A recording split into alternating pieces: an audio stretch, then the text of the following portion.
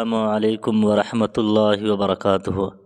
میں غلام احمد رضا قادری آپ تمامی احباب کو اپنے یوٹیوب چینل میں خوش آمدید کہتا ہوں، اور ساتھ ہی ساتھ ماہ رمضان المبارک میں آپ تمامی حضرات کے لیے دعائے مغفرت اور دعائے خوشحالی کرتا ہوں کہ اللہ تعالیٰ آپ لوگوں کی زندگی میں خوشحالی عطا فرمائے۔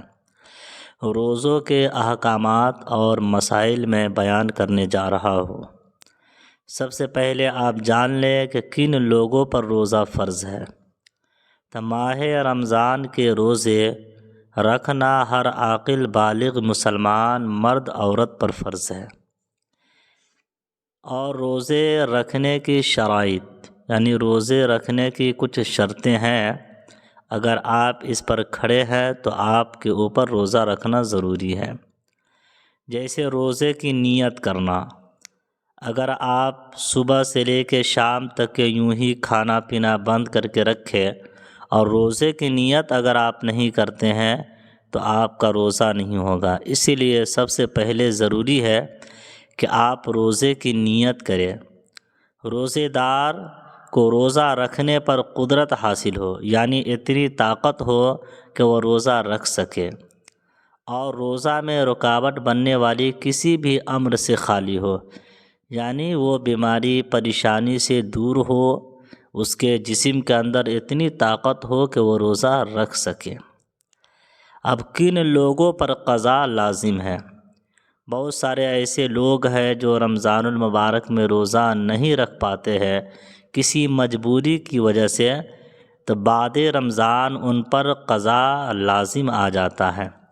جیسے مریض ہے، ایک بیمار آدمی ہے جو بیماری کی وجہ سے ماہ رمضان میں روزہ نہیں رکھ سکے، تو بعد رمضان ان پر ضروری ہے کہ وہ قضا لازم کرے۔ دوسرا مسافر۔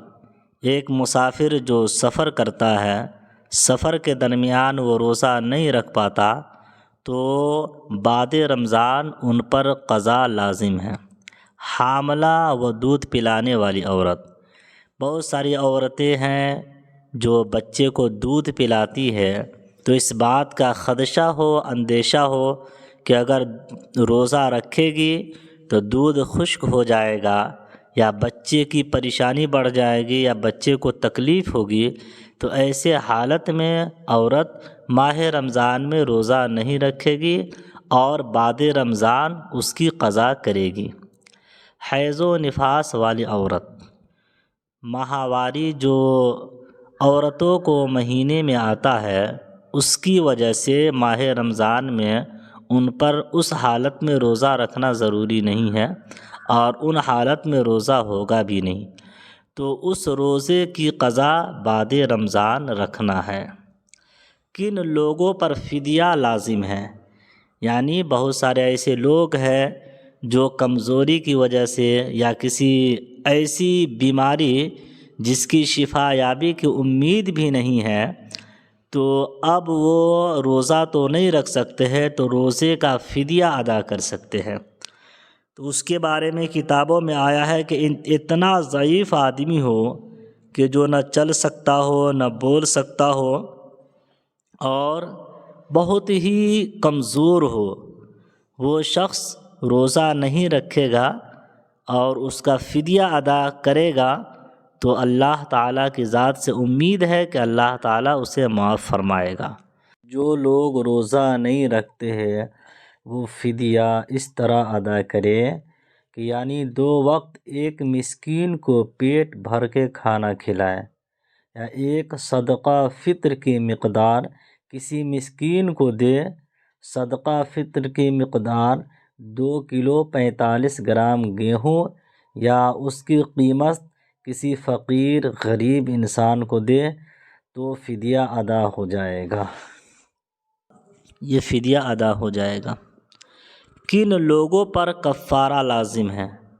یعنی روزہ رکھنے کے بعد اگر اس روزے کو توڑ دیتا ہے تو اس پہ کفارہ لازم آتا ہے۔ تو روزے کی حالت میں جمع کرنے سے قضا اور کفارہ دونوں لازم آتا ہے۔ تو قضا اور کفارہ کیا ہے روزے کا؟ تو کتابوں میں آیا ہے 2 ماہ کے روزے رکھیں یا 60 مسکینوں کو کھانا کھلائیں۔ بتائے ایک روزہ اگر ہم توڑ دیتے ہیں کسی وجہ سے تو 2 ماہ کے روزے رکھیں یا 60 مسکینوں کو کھانا کھلانا پڑے گا۔ تو لہٰذا اللہ تعالیٰ کی ذات سے یہی امید رکھیں کہ ہم لوگ ماہ رمضان کے مکمل روزہ رکھیں۔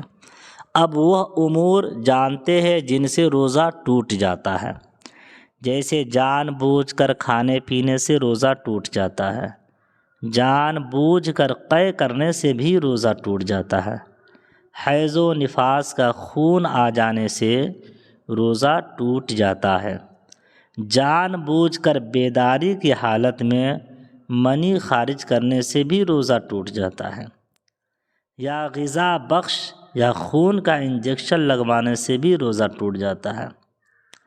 اب وہ امور جن سے روزہ نہیں ٹوٹتا ہے، بھول کر کھانے پینے سے، سونے کی حالت میں احتلام ہو جائے، تھوک نگل لینے سے۔